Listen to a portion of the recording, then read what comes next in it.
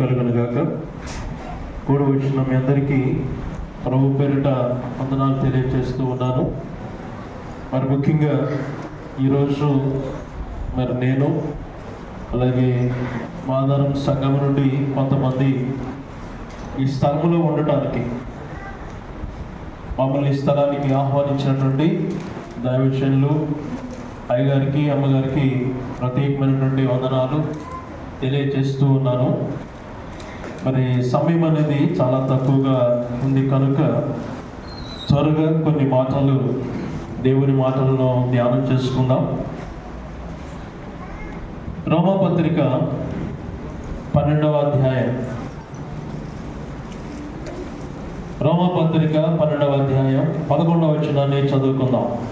ఆసక్తి విషయంలో మందులు కాక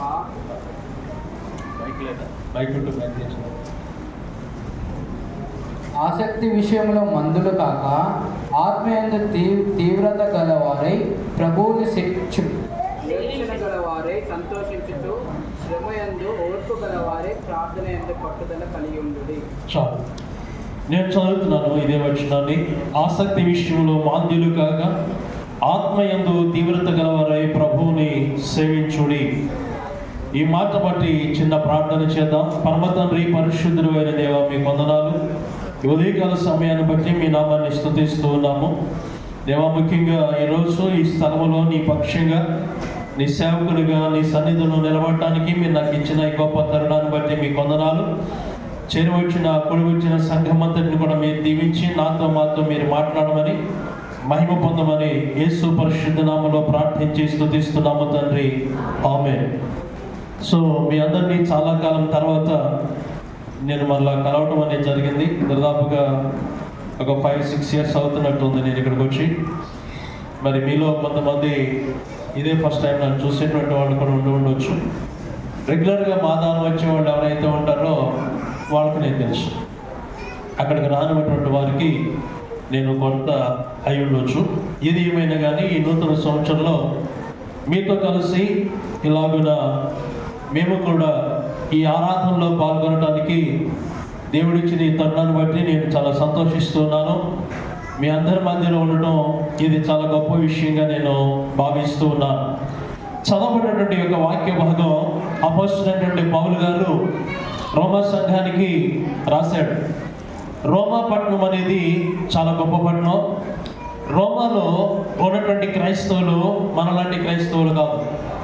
రోమా పట్టణంలో ఉన్నటువంటి క్రైస్తవులు చెదరిపోయినటువంటి యూదులు. యెరూషలేము ప్రాంతం నుండి వాళ్ళు చెదరిపోయారు. ఎప్పుడనంటే పౌలు సౌలుగా ఉన్నప్పుడు, సౌలు సంఘాలను హింసిస్తూ ఉన్నప్పుడు, సంఘాల్లో ఉన్నటువంటి ప్రజలను చంపుతూ ఉన్నప్పుడు చాలా మంది చెదరిపోయారు.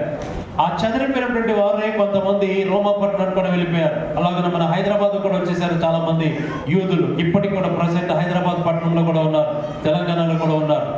అలాగనే ఈ చెదరిపోయినటువంటి యూదులు ప్రభు అయిన యేసుక్రీస్తునందు విశ్వాసం ఉంచారు.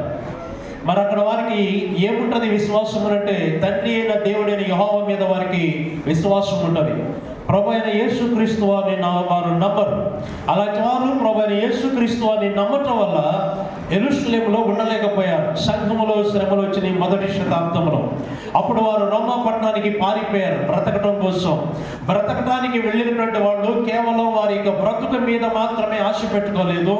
వెళ్ళిపోతూ ఉన్నప్పుడు యెరూషలేము మొదటి చర్చ్ తల్లి సంఘములో నుంచి వెళ్ళేటప్పుడు విశ్వాసాన్ని వారు చేతబట్టుకొని వెళ్ళారు, సువార్తను చేతబట్టుకొని వెళ్ళారు. వెళ్ళినటువంటి వారు ఎలా బ్రతకాలి అని ఆలోచించలేదు, కానీ యేసుక్రీస్తు గురించి ఎలా సువార్త ప్రకటించాలని అక్కడికి వెళ్ళారు. రోమాలో సువార్త ప్రకటించడం అనేది గొప్ప విషయం కాదు. రోమాలో ఎవరున్నారనంటే రోమన్ ఎంపైర్ ఉంటాడు, రోమా చక్రవర్తి ఉంటాడు. అక్కడ ఎవరుంటారనంటే మేరీ మాతను ఆరాధించే వాళ్ళు ఉంటారు, ఆర్సియం రోమన్ క్యాథలిక్స్ ఉంటారు. అక్కడ ఉన్నటువంటి వారందరికీ విశ్వాసం ఎవరి మీద అంటే యెహోవా దేవుని మీద కాదు, యేసుక్రీస్తు మీద కాదు, కేవలం ఎవరి మీద అంటే మరియ తల్లి మీద, యేసు ప్రభువారికి జన్మనిచ్చిన తల్లి మీద. కేవలం మరియ గురించి కాక వేరే వారి గురించి కనుక మాట్లాడితే రోమా చక్రవర్తి చంపేసేవాడు. అలాంటి క్లిష్ట పరిస్థితుల్లో రోమాలో యేసు ప్రభువారిని నమ్మినటువంటి యూదులు క్రీస్తు సువార్త ప్రకటించి సంఘాన్ని స్థాపించారు. అక్కడ సంఘాన్ని స్థాపించారు. అక్కడ సంఘాన్ని స్థాపించి వాళ్ళు ప్రభువైన యేసుక్రీస్తు వారిని సేవిస్తూ వాళ్ళు బ్రతుకుతూ అనేకులను ప్రభువులోనికి నడిపిస్తూ ఉన్నారు. పౌలు గారు 3 మిషనరీ యాత్రలు చేశాడు. ఆ 3 మిషనరీ యాత్రల్లో 3 సార్లు వెళ్ళాలనుకున్నాడు, వెళ్ళలేకపోయాడు. చివరికి అక్కడికి వెళ్తాడు, తర్వాత హతసాక్షి అయిపోతాడు ఆయన. అయితే అలాంటి సందర్భాల్లో వెళ్ళడానికి అవకాశం లేక జైల్లో ఉండి ఉత్తరం రాస్తాడు ఆయన, రోమా సంఘానికి ఉత్తరం రాస్తాడు. అప్పట్లో ఫీబే అనేటువంటి ఒక సహోదరి రోమా పట్టణానికి వెళ్తూ ఉంది. అన్న పౌలన్న, నేను రోమ్కి వెళ్తున్నా అంటే వెంటనే చెరసాలలో కూర్చుని అక్కడ ఒక ఉత్తరం రాసి ఆ సంఘానికి పంపిస్తాడు. ఆ సంఘానికి పంపించిన ఉత్తరంలో ఏముండాలంటే సహజంగా మన లెక్క ప్రకారం అప్రిసియేషన్ ఉండాలి, అంటే అభినందనలు ఉండాలి. మీరు యూదా పట్టణంలో నుంచి యూదా జనాంగంగా రోమానికి వెళ్ళి అక్కడ ప్రభు యొక్క సువార్త ప్రకటించి సంఘాన్ని స్థాపించారు, నేను మిమ్మల్ని అభినందిస్తున్నా, శబాష్ అనాలి పౌలు గారు. మనలాంటి వాళ్ళమైతే అదే అనేవాళ్ళం. ఒకవేళ మనం కనుక అలాంటి అభినందనలు కనుక అందకపోతే అలిగేవాళ్ళం. ఎన్ని రోజులు ఆహారం మానేసేవాళ్ళమో తెలిసేది కాదు మనకి. ఎందుకంటే ఇక్కడే సంఘాల్లోనే పాట ఓకపోయిన అలుగుతున్నారు, ప్రార్థన ఓకపోయిన మీరు కాదు, వేరే సంఘాలు మీరందరూ చాలా మంచివాళ్ళు. ప్రార్థన ఓకపోయిన అలుగుతున్నారు, మైక్ ఓకపోయిన అలుగుతున్నారు, చాలా రకరకాల గొడవలు జరిగిపోతా ఉన్నాయి సంఘాల్లో. అలాంటిది వాళ్ళకి ఈయన అభినందనలు ఏమి చెప్పట్లేదు పౌలు గారు. ఆయన ఏం చెప్తున్నాడంటే, వాస్తవానికి మనలాంటి వాళ్ళం అయితే వాళ్ళకి అవకాశం వస్తే షాలో కప్పి పొలదండి వేద్దామన్నంత అభిమానం ఉండేది మనకి. పౌలు గారు అలాగేం చెప్పట్లేదు. ఆయన ఏమంటాడనంటే, హలో మీరందరూ కూడా వెళ్ళారు, బాగానే ఉంది, సువార్త ప్రకటించారు, బాగుంది, సంఘాన్ని కూడా స్థాపించారు, బాగుంది. మీరందరూ ఏం చేయాలంటే ఆసక్తి విషయంలో మాంద్యులు కాక ఆత్మయందు తీవ్రత గలవారే ప్రభువుని సేవించండి. హల్లెలూయా చెప్పండి ఒకసారి. ఏమని చెప్తున్నాడంటే ప్రభుని ఎలా సేవించాలో చెప్తాడు ఆయన. ప్రభుని ఎలా సేవించాలో చెప్తాడు. ప్రభుని నమ్ముకుంటూ ఉన్నారు, బాప్తిస్మం తీసుకుంటూ ఉన్నారు, ప్రభు మనలో చేవేస్తూ ఉంటున్నారు, క్రిస్మస్ పండుగలు చేస్తూ ఉన్నారు. ప్రభుని ఎలా సేవించాలో క్రైస్తవ సమాజానికి తెలియట్లేదు. చాలా మందికి కొత్త వంటలు కనుక్కొని ఇంటికి సున్నం వేసి మంచిగా పిండి వంటలు చేసుకుంటే క్రిస్మస్ పండుగ అనుకుంటూ ఉన్నారు. ఇంకా రకరకాల కార్యక్రమాలు చేస్తే, బంధువులు పిలిచి భోజనాలు పెడితే, వన భోజనాల్లాగా భోజనాలు పెట్టేస్తే క్రిస్మస్ పండుగ అయిపోతూ ఉంటున్నారు. రకరకాలైన విశ్వాసాలతో ప్రజలు కొనసాగుతూ ఉంటున్నారు. కానీ పౌలు గారు చెప్తాడు, ప్రభువుని నమ్మినటువంటి మీరు ప్రభుని ఎలా సేవించాలో చెప్తాడు ఆయన. మనందరికీ చెప్తాడు. ఏమంటాడనంటే, కేవలం ప్రభు నమ్ముకోవటం మాత్రమే కాదు, ప్రభుని సేవించడం మాత్రమే కాదు, ఆసక్తి విషయంలో మాంద్యులు కాక. మాంద్యులు అని అంటే మందంగా ఉండవద్దు. దేవుని సేవించే విషయంలో మీకున్నటువంటి ఆసక్తి ఏదైతే ఉందో ఆసక్తి అనేది పెరగాలి. ప్రియమైన వాళ్ళారా, దేవుని యొక్క సేవకునిగా ఈ దినాన నేను ఇంకొక మాట తెలియజేస్తున్నా. 2023 సంవత్సరంతో దేవుడు కాచి కాపాడాడు. మన జీవితాలు ఎలాగో తెల్లారిపోయింది, అయిపోయింది, ఏదో గడిచిపోయింది. 2024 సంవత్సరం మన నీతిమంతులని దేవుడు వెళ్ళే, మనం ఏదో ప్రభు కోసం ప్రయాసపడ్డాము, మనం ఏదో చేసామని ప్రభు మనకి ఈ సంవత్సరాన్ని ఇవ్వలేదు. ఈ సంవత్సరాన్ని దేవుడు మనకి ఎందుకు ఇచ్చాడనంటే 23వ సంవత్సరంలో ఉన్నటువంటి ఆసక్తి కంటే 24వ సంవత్సరంలో మన ఆసక్తి పెంచుకొని ప్రభుని సేవిస్తామని ఈ 24వ సంవత్సరాన్ని దేవుడు నీకు నాకు ఇచ్చాడు. ఈ సంవత్సరంలో దేవుని సేవించేటువంటి విషయంలో మనకు ఉండవలసినటువంటి ఆసక్తి అనేది అధికం అవ్వాలి. ఈ ఆసక్తి విషయంలో మాంద్యులు కావద్దు అంటాడు. దేవుని సేవించే విషయంలో కానీ, ప్రార్థించే విషయంలో కానీ, వాక్యాన్ని ధ్యానించే విషయంలో కానీ, ప్రభు యొక్క సన్నిధికి హాజరైనటువంటి విషయంలో కానీ, ఉపవాసం ఉండి ప్రార్థన చేసే విషయమే కానీ, ఏ విషయంలోనైనా గత సంవత్సరంలో మీకు ఉన్నటువంటి ఆసక్తి కంటే ఈ సంవత్సరం మీకు ఆసక్తి అనేది పెరగాలి. అక్కడ ఏమంటాడంటే, నాట్ ఓన్లీ ఇంట్రెస్ట్, కేవలం ఆసక్తి మాత్రమే కాదు, ఆత్మయందు తీవ్రత కలిగి ఉండాలి అని అంటాడు. ఆసక్తి వేరు, తీవ్రత వేరు. ఆసక్తి అంటే ఎలా ఉంటుందంటే, మన నెత్తి మీద ఒక ఫ్యాన్ తిరుగుతుంది, అది ఎవరో ఇచ్చారు మన పక్కన వాళ్ళు, ఆ ఫ్యాన్ చూసాం, పక్కన వాళ్ళు ఫ్యాన్ ఇచ్చారని మనకు తెలిసింది, మనకు కూడా ఇంట్రెస్ట్ పెరిగింది, ఆసక్తి పెరిగింది మనకు కూడా. ఏమని? వెనకాల కూడా ఒక ఫ్యాన్ వేయిద్దామని. అంతే, అంతవరకే. పక్కన లేదో ఒక 4 చైర్లు కొన్నారు, మనకు కూడా ఆసక్తి పెరిగింది, ఒక 10 చైర్లు మనం కూడా కొందామని. This is interest. ఇది కేవలం ఆసక్తి మాత్రమే. తీవ్రత, ఆసక్తి అనేది బయటికి కనిపించేది, తీవ్రత అనేది లోపల మండే మంట. కాబట్టి ప్రభువుని సేవించేటువంటి విషయంలో కేవలం పైకి మాత్రమే కనిపించేటువంటి మెరుపులు కాదు, లోపల ఆత్మలో ఏముండాలంటే తీవ్రత ఉండాలి అని అంటాడు పౌలు గారు. ఆ తీవ్రత అనేది మనందరి యొక్క జీవితాల్లో ఒక అగ్నిలాగా పుట్టాలా, ఒక మంటలాగా పుట్టాలా. అది మనలో పుట్టినటువంటి మంట, మనలో పుట్టినటువంటి అగ్ని మన పక్క వారికి కూడా రగిలేటట్టుగా ఉండాలా. అది మన కుటుంబానికి కూడా అంటుకునేటట్టుగా ఉండాలి, మన సమాజానికి అంటుకునేటట్టుగా ఉండాలి. అందుకు పౌలు గారు చెప్తాడు, మీకు కేవలం ఆసక్తి మాత్రమే కాదు, మీకేముండాలంటే ఆత్మయందు తీవ్రత కలిగి మీరు జీవించాలి అని చెప్పనని పౌలు గారు చాలా వివరంగా చక్కగా విషయాన్ని ఆయన తెలియజేస్తాడు. కాబట్టి ఇప్పుడు ఒకవేళ మనల్ని పౌలు గారిని కనుక మనం ప్రశ్నించి, అయ్యా పౌలు గారు ఆసక్తి లేకుండానే మేము ఇక్కడ సంఘానికి వస్తున్నామా, ఆసక్తి లేకనే బాప్తిస్తాలు తీసుకుంటున్నామా, ఆసక్తి లేకనే మేము ప్రభువులను చేవేస్తున్నామా అని చెప్పిన ఒకవేళ ప్రశ్నిస్తే, పౌలు గారికి ఫోన్ లేదులే, ఎందుకంటే ఆయన పరలోకంలో ఉన్నాడు కాబట్టి. ఉంటే కనుక మనం టక్మంట ఫోన్ చేసేవాళ్ళం. ఇప్పుడు ఈ ఏమి లేకపోకుండానే మేము ఎంత ప్రయాసపడి ఇక్కడికి వచ్చి కూర్చుంటున్నామా అని ఒకవేళ అడగవచ్చు. అడిగితే దానికి కూడా సమాధానం చెప్తాడు ఆయన. 10వ అధ్యాయం రోమాపత్రిక 10వ అధ్యాయంలో ఒకసారి ఆ విషయాన్ని చూద్దాం. చూడండి ఆయన ఏమంటాడు, ఆ యొక్క ఆసక్తి అనేది ఎలా ఉంది అని చెప్పనని ఆయన అంటాడు. ఒకసారి చూద్దాం. మొదటి వచ్చిన 2వ వచనం త్వరగా చదవండి. సహోదరులారా, ఇశ్రాయేలును రక్షణ పొందవలెనని నా హృదయాభిలాషయు వారి విషయమై నేను దేవునికి చే ప్రార్థన ఉన్నవి. వారు దేవుని యందు ఆసక్తి గలవారని వారిని గూర్చి సాక్ష్యమిచ్చుచున్నాను. అయినను వారి ఆసక్తి జ్ఞానానుసారమైనది కాదు. ఆ మాట అండర్లైన్ చేసుకోండి. చాలా ఆ మాట అండర్లైన్ చేసుకోండి. ఇందాకేమన్నాడు 12వ అధ్యాయంలో? 12వ అధ్యాయంలో ఏమన్నాడు? మీకున్న ఆసక్తి బాగలేదబ్బా అన్నాడు. మనమేమన్నాం? ఓ మా దగ్గర లారీలు ఉంది, ఆసక్తి చాలా ఉంది, కింటాలు అని చెప్పాం. ఎవరికి? పౌలు గారికి.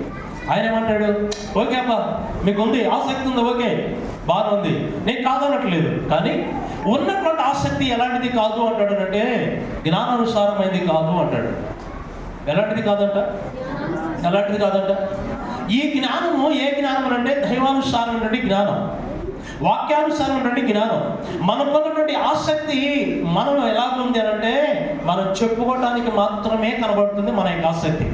మనకున్నటువంటి ఆసక్తి ఎలా ఉంది అని అంటే మానవ ఆసక్తి అనేది ఏదైతే ఉంటుందో అంతవరకు మాత్రమే ఉన్నది మన యొక్క ఆసక్తి. పౌలు గారు చెప్పేది ఏంటంటే మీ యొక్క ఆత్మీయ జీవితంలో ఒక మంటతో కూడినటువంటి తీవ్రతతో కూడినటువంటి భక్తి మీరు చేయాలంటే వాక్యానుసారమైనటువంటి జ్ఞానం మీకు ఉండాలి అని అంటాడు. ఏ జ్ఞానం ఉండాలండి? చాలా మంది జీవితాలకి మోసం చేయడంలో చాలా పండిపోయి ఉంటారు, అబద్ధాలు ఆడటంలో పండిపోయి ఉంటారు, తర్వాత దొంగతనాలు చేయడంలో పండిపోతారు, అక్రమంగా జీవించడంలో పండిపోతారు. చాలా రకరకాలైన టాలెంట్స్ అనేవి ఉంటాయి, రకరకాల జ్ఞానం అనేది ఉంటుంది. ప్రభువుకు కావాల్సింది ఆ జ్ఞానము కాదు. మన యొక్క జీవితంలో మనం మన యొక్క దైనందిన ఈ యొక్క ఆత్మీయ జీవితం మనం ఏదైతే కొనసాగిస్తూ, నేను కాబట్టి ప్రభువుని నమ్ముకున్నాను, నేను కాబట్టి ప్రభువుని సేవిస్తున్నా, నేను కాబట్టి ఉపవాసాలు ఉంటున్నా. అఫ్కోర్స్ అయితే ఏమి ప్రభు అంటాడు, ఎవడ కావాలంటాడు ఆయన, అవి నాకు అక్కర్లేదు. అవి కేవలం ఏంటంటే మనం చెప్పుకోవడానికి మాత్రమే, మనం చూసుకోవడానికి మాత్రమే సరిపోతాయి అంతవరకే. కానీ పౌలు గారు చెప్పేది ఏంటంటే మీకు ఉండవలసినటువంటి ఆసక్తి ఏముండాలంటే జ్ఞానానుసారమైనటువంటి ఆసక్తి కావాలి అని చెప్పనంటాడు. ఏ విషయాల్లో ఆసక్తి ఉండాలో ఆ యొక్క ఆసక్తి ఆత్మీయ తీవ్రతగా ఎలా మార్చబడాలో నేను త్వరగా కొన్ని విషయాలు మీకు చెప్తాను. ఎందుకంటే నా మనసులో ఈరోజు చాలా విషయాలు ఉన్నాయి మీకు చెప్పాలి అని చెప్పనని. ఈరోజు నేను మీ దగ్గరికి రావడమే ఒక గొప్ప భాగ్యంగా నేను ఎంచుకుంటూ ఉన్నాను. ఎందుకంటే మీ అందరినీ చూసి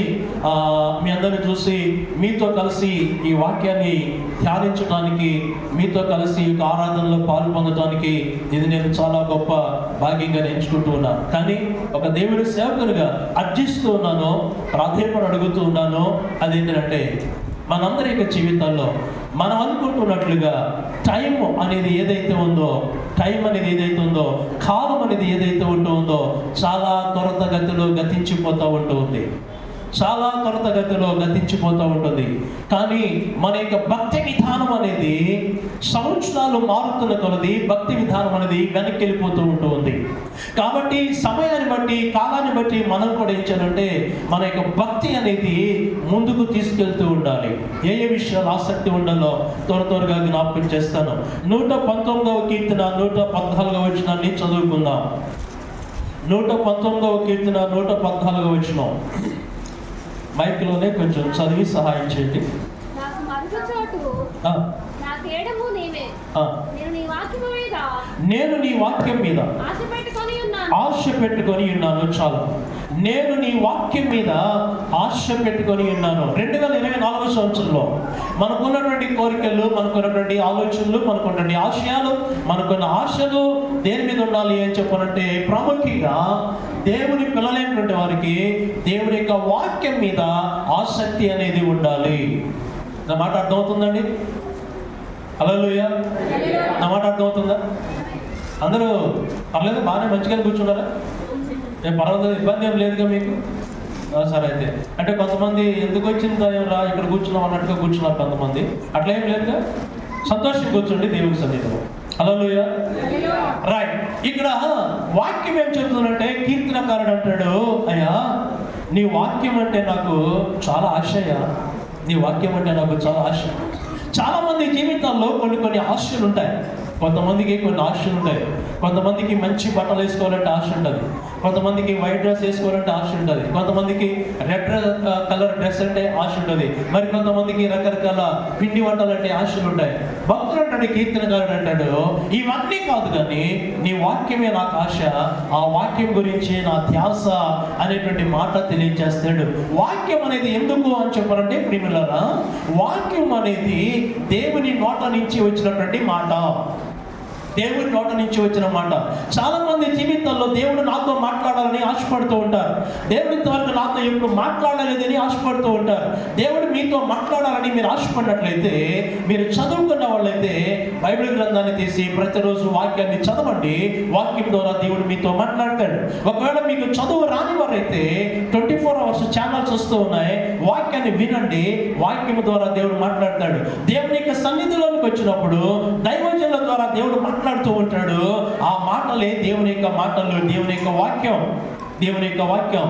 భక్తుడు అంటాడు, కీర్తనకారుడు అంటాడు, అయ్యా నా ఆశ అంతా కూడా ఏం లేదు కానీ నీ వాక్యం మీదే నా యొక్క ఆశ అని చెప్పనని అంటాడు.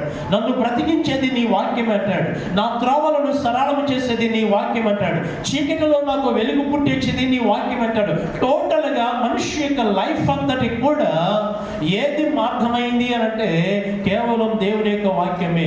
క్రైస్తవులుగా అన్నిటికీ విలువిస్తాం, అన్నిటికీ ప్రాధాన్యత ఇస్తాం, దేవుని యొక్క వాక్యానికి మాత్రం ప్రాధాన్యత ఇవ్వము.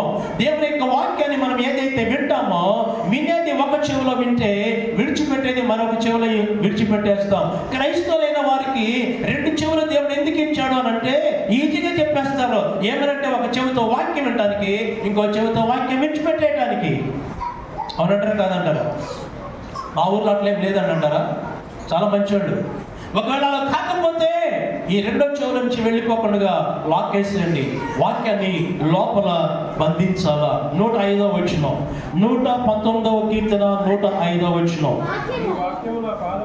కొంచెం మైక్లో చదవండి.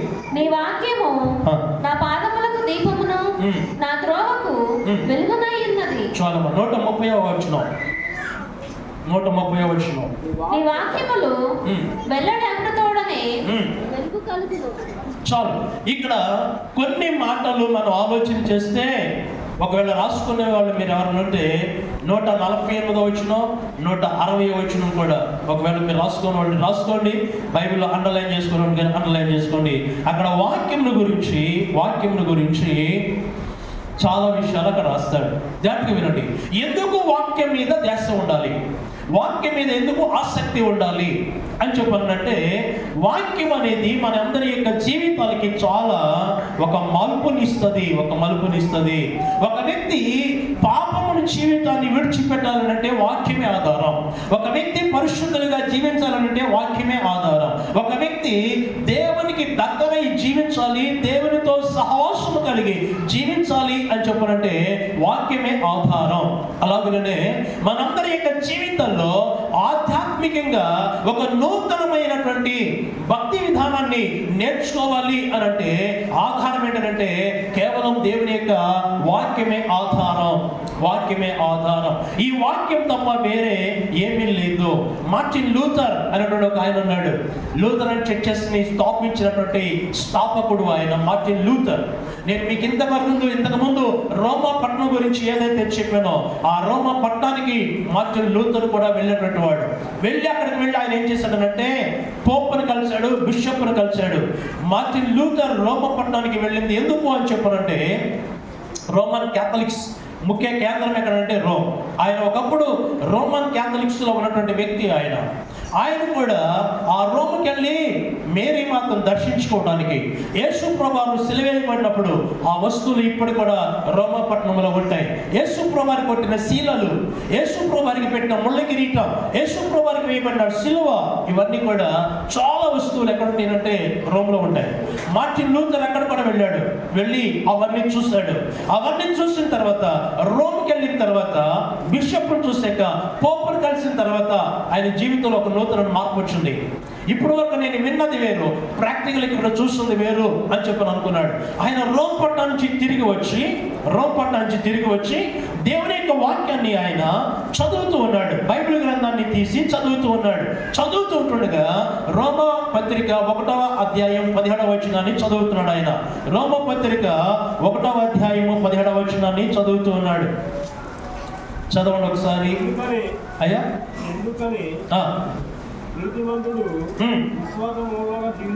నీతిమంతుడు విశ్వాస మూలముగా జీవించునని వ్రాయబడిన ప్రకారం విశ్వాస మూలముగా అంతకంతకు విశ్వాసము కలుగున్నట్లు. జాగ్రత్తగా వినండి. మార్టిన్ లూథర్ ఈ యొక్క వచనాన్ని చదివాడు. నీతిమంతుడు విశ్వాస మూలముగా జీవించును, తనలో ఉన్నటువంటి విశ్వాసం, తనలో ఉన్న భక్తి అంతకంతకు వర్ధిల్లాలి అన్నటువంటి విషయం అక్కడ చదివి ఆయన అప్పటి వరకు నమ్మినటువంటి ఆ రోమా యొక్క సామ్రాజ్యంలో ఉన్నటువంటి చట్టాలు ఏవైతే ఉన్నాయో అవన్నీ విడిచిపెట్టి అప్పుడు ఆయన ఏం చేశాడు చెప్పిన ఒక నిజమైన విశ్వాసంలోకి వచ్చి పాపములు ఒప్పుకొని పశ్చాత్తాపడి ప్రభువైన యేసుక్రీస్తును నమ్ముకున్నాడు. ఒక పాపి యొక్క జీవితం మార్పు విధానం ఎక్కడ కలుగుతుందంటే కేవలం వాక్యములో మాత్రమే కలుగుతూ ఉంది. హల్లెలూయా, హల్లెలూయా. అందుకు భక్తుడు ఏమంటాడంటయ్యా, నీ వాక్యం అంటే నాకు చాలా ఆసక్తిగా ఉంది అని చెప్పని అన్నాడు. వాక్యాన్ని చదివితే కొత్త విషయాలు తెలుస్తాయి. ఇప్పటివరకు అయ్యగారు చెప్తూ వచ్చారు, మారు మనసు పొందాలని చెప్తూ వచ్చారు, పశ్చాత్తాపడాలని చెప్తూ వచ్చారు. పశ్చాత్తాపం ఎలా కలుగుద్ది? ఊరికనే కలగదు. పశ్చాత్తాపం ఊరికనే కలగదు. ఒక కుటుంబంలో భార్య విశ్వాసి, భర్త విశ్వాసి. భార్య ప్రతిరోజు భర్త యొక్క రక్షణ కొరకు ప్రార్థన చేస్తూ ఉందట. ఆమె కన్నీరు కాచి ప్రార్థన చేస్తూ అయ్యా నా భర్తకి పశ్చాత్తాపం కలగాలయ్యా, ఆయన కూడా కన్నీళ్లు కలగాలయ్యా అని ప్రార్థన చేస్తుందంట. పక్కనే పడుకొని రోజు వింటూ ఉన్నాడట భర్త. ఈ భార్య గోస వినలేక ఒక రోజునట ఆయన ఏం చేసిందంటే ఎల్లుగడ్డలు తీసి కడుపులో పిండుకున్నాడట. కళ్ళ నీళ్ళు వచ్చినాయంట. ఇదిగో నాకు కూడా నీళ్ళు వస్తున్నాయి చూడన్నాడంట భర్త. ఏ నీళ్ళు అవి? ఏ నీళ్ళు అండి? కారం పెట్టుకున్నా వస్తుంది కళ్ళంట నీళ్ళు. ఆ నీళ్ళు కాదు కావాల్సింది. మరలా ప్రార్థన చేసిందట భార్య, అయ్యా నా భర్త చాలా వేషాలు వేస్తున్నాడయ్యా, నిజమైన కన్నీరు రావాలయ్యా అని చెప్పనని బాగా ప్రార్థన చేసిందట. ఒక రాత్రి తన మంచం మీద పండుకున్నాడు. భార్య పక్కనే కూర్చుని ప్రార్థన చేస్తా ఉంది. ఆ పశ్చాత్తాపం, ఆ కన్నీరు దేవుడు చూసి ఒక్కసారిగా మాంతంగా ఆ భర్తను మొత్తగా దేవుడు తన జీవితంలో ఒక నిజమైనటువంటి మారు మనసు పొంది భార్య పక్కచ్చి మోకరించి కన్నీళ్లు గార్చి ప్రార్థించాడు. హల్లెలూయా. మారు మనసు పొందాడు, రక్షించబడ్డాడు. నిజమైనటువంటి విశ్వాసం అనేది దేవుని యొక్క వాక్యం ద్వారా మాత్రమే కలుగుద్ది. ప్రియమైనవారా, అగస్త్య అనేటువంటి ఒక భక్తుడు ఉండేవాడు. చాలా భయంకరమైన పాపాత్ముడు. అగస్త్య అనేటువంటి ఒక భక్తుడు. ఇవన్నీ కూడా చరిత్రలో చెప్పేటువంటి విషయాలు.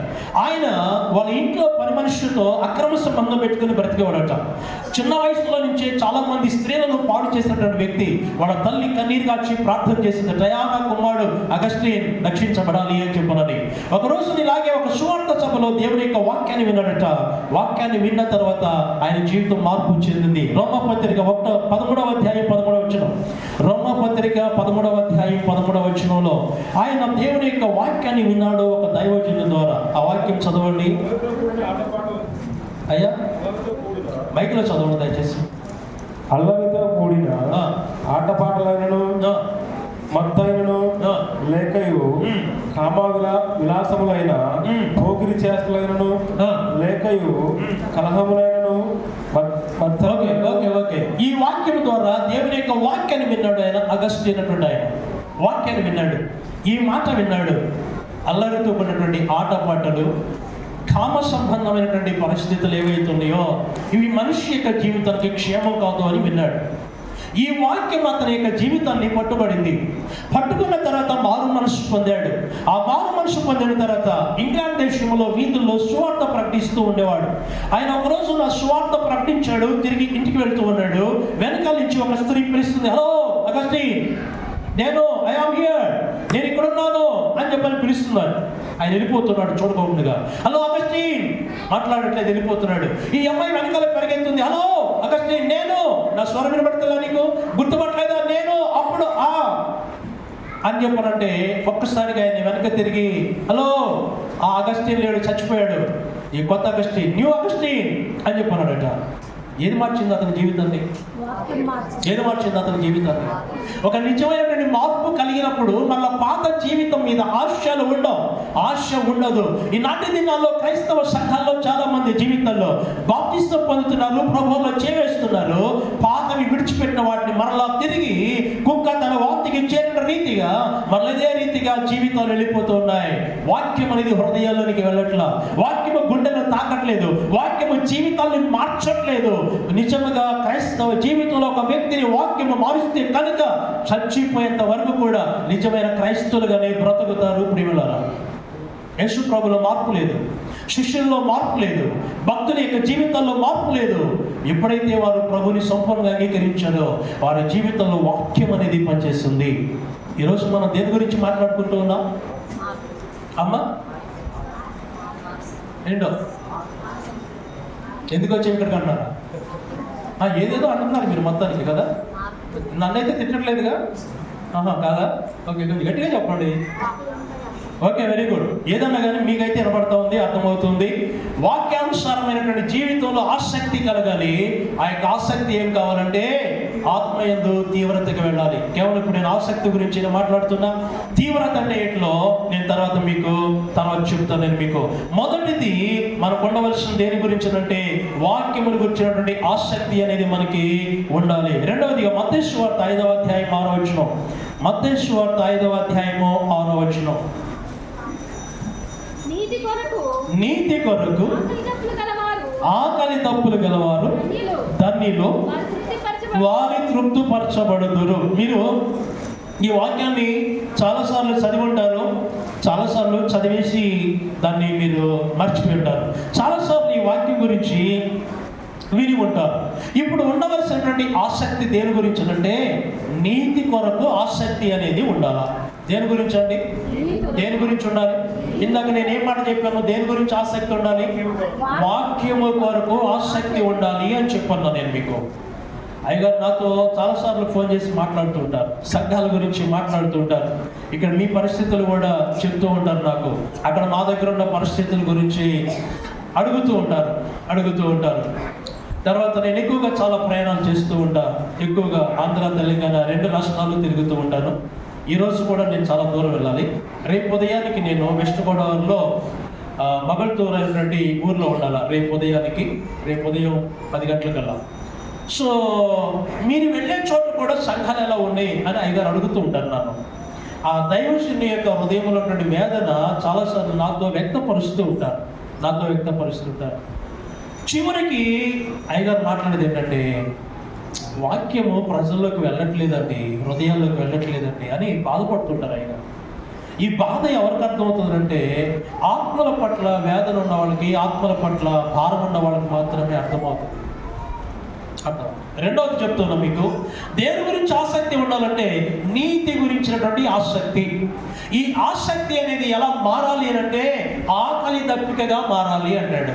దేని కొరకనంటే నీతి కొరకు ఆకలి దప్పులు గలవారు ధన్యులు అని అన్నాడు ఆయన. హల్లెలూయా. దాని ప్రతిఫలం ఏంటంట? దాని ప్రతిఫలం ఏంటి? నీతి కొరకు ఆకలి అనేది ఉంటే, దప్పిక అనేది ఉంటే ఏమవుతుందంటే వారు తృప్తిపరచబడుదురు అని ఉంది. ఏం చేయబడతారంటమ్మా?